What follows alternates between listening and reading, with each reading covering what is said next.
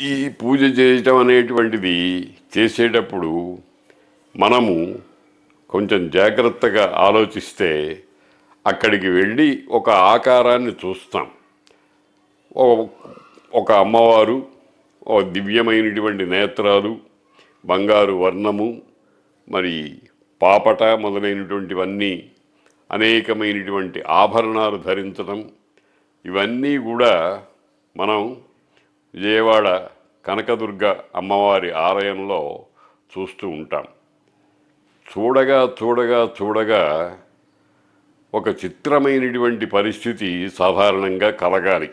ఏమిటంటే అలా చూస్తూ చూస్తూ చూస్తూ మనం ఒక ఆనంద పారవస్య స్థితిలో కళ్ళు మూసుకుంటాం. కళ్ళు మూసుకుంటే ఎదురుగుండా ఉండేటువంటి అమ్మవారి స్వరూపం కనపడదు.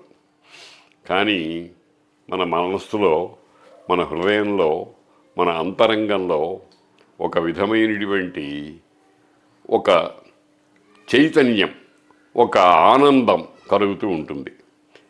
ఆ ఆనందమే అమ్మవారి స్వరూపం.